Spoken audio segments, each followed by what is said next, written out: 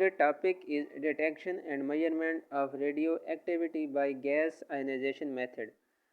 हम detection and measurement of radio activity को discuss कर रहे थे।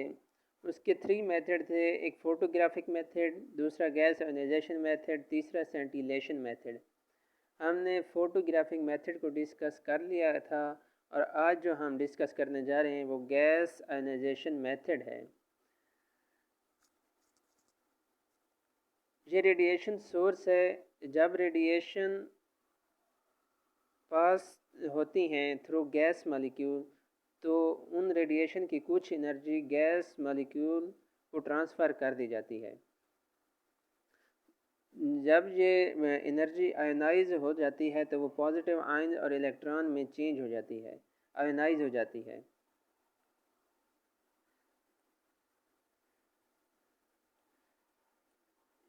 ये रेडिएशन जब गैस मॉलिक्यूल को पास होती है तो कुछ एनर्जी ट्रांसफ़र की जाती है गैस मॉलिक्यूल को, तो वही जो गैस मॉलिक्यूल हैं वो आयनाइज होकर पॉजिटिव आयन और इलेक्ट्रॉन में चेंज हो जाती हैं। फिर हम पॉजिटिव आयन और इलेक्ट्रॉन को कलेक्ट करने के लिए अब इलेक्ट्रिक फील्ड अप्लाई करते हैं।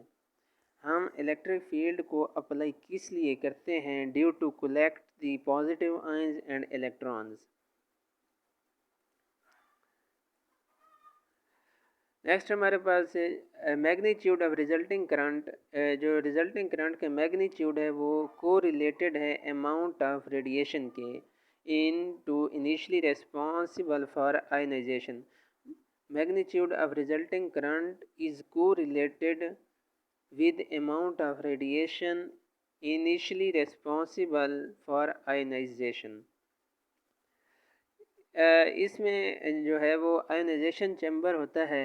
आयोनाइजेशन चैम्बर क्या है? What is ionization chamber in gas ionization method? Ionization chamber is a device in which electric field apply to the collect the ions and electrons and produce volume of gas between electrodes। Ionization chamber जो है वो एक device है जो कि electric field apply करता है, जो इलेक्ट्रिक फील्ड अप्लाई करके आयन्स और इलेक्ट्रॉन्स को कलेक्ट करते हैं और इलेक्ट्रोड्स के दरमियान जो गैस के वॉल्यूम को भी प्रोड्यूस करता है। आयोनाइजेशन चैम्बर क्या है? आयोनाइजेशन चैम्बर एक डिवाइस है जो इलेक्ट्रिक फील्ड अप्लाई करता है। इलेक्ट्रिक फील्ड अप्लाई क्यों करता है? क्योंकि पॉजिटिव आयन्स और इलेक्ट्रॉन्स को कलेक्ट करने के लिए ionization chamber electric field apply करता है और ये प्रोड्यूस करता है volume of gas between electrodes. Gas ionization chamber जो है ये बेसिकली गिगर म्यूलर काउंटर है, जिसे हम GM काउंटर भी कहते हैं। उसे हम इस फिग से रिप्रेजेंट करते हैं। ये है हमारे पास गिगर म्यूलर काउंटर या GM काउंटर। ये बेसिकली गैस आयोनाइजेशन मेथड है जिसे हम गिगर म्यूलर काउंटर भी कहते हैं। ये रेडिएशन जब इस ट्यूब के थ्रू पास होती हैं, ये विंडो जो है वो माइका के साथ बनी होती है। नेक्स्ट हम इसके एक्सप्लेनेशन करते हैं।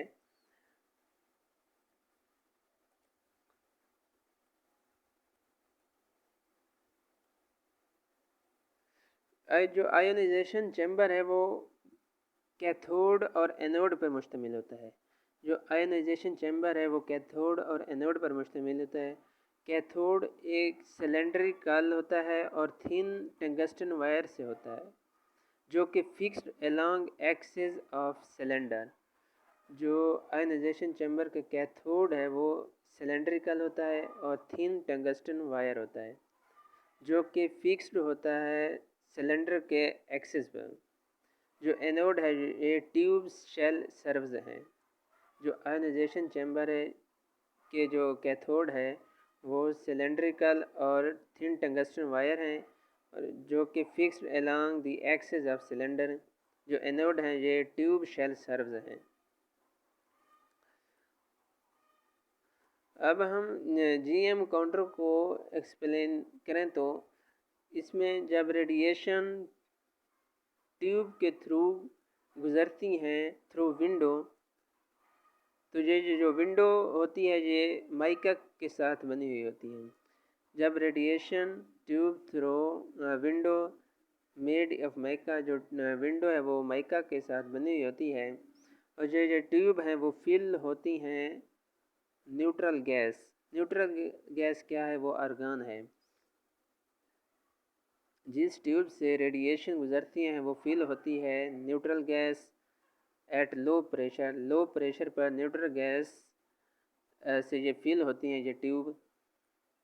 और जो इसका वर्किंग पोटेंशियल है ये 1200 वोल्ट है, 1200 वोल्ट है between inner wire and outer wire.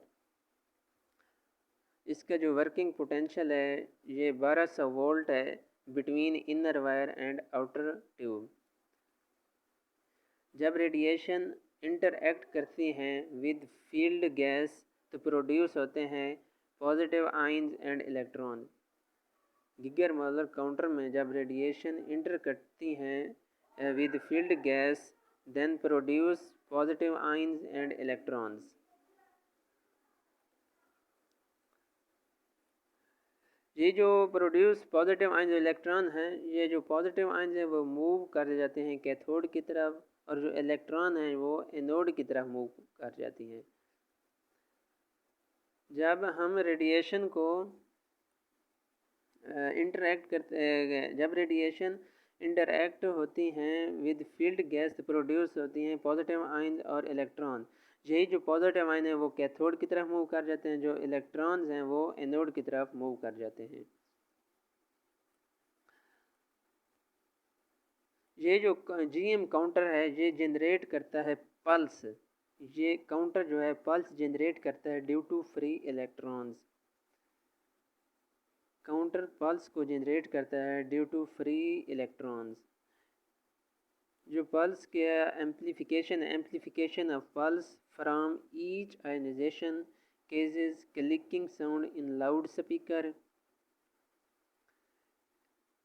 जो एम्प्लीफिकेशन ऑफ पल्स है from each ionization causes clicking sound in loud speaker and activate the digital counter amount of radiation.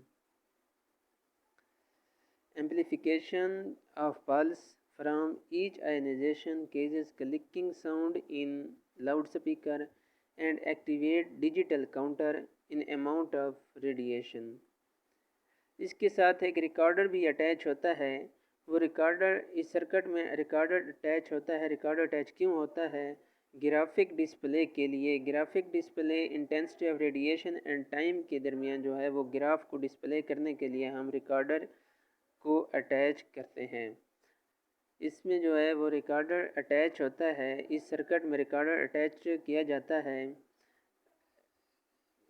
For graphic display. जो graphic display है वो intensity of radiation and time के दरमियान display होता है।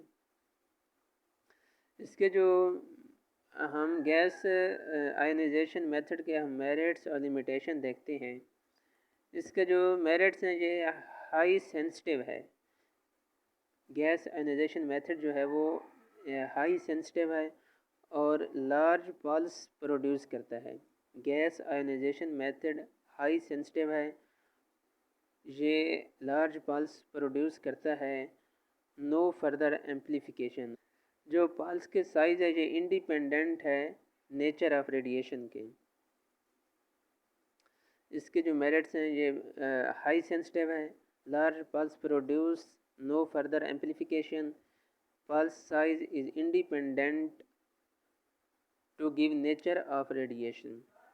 अब है हमारे पास लिमिटेशन। ये सेंसिटिव टू है for high counting rates. It is sensitive for high counting rates. और दूसरे इसकी जो लिमिटेशन है ये unable information to give about nature of particle detected. इसके जो लिमिटेशन है पहली वो गैस आयनाइजेशन मेथड जो है वो हाई सेंसिटिव है फॉर हाई काउंटिंग रेट्स के लिए, और ये It is give unable information about nature of particle detected. ये हमने मेरिट्स और लिमिटेशन पढ़ी हैं गैस आयोनाइजेशन मेथड की।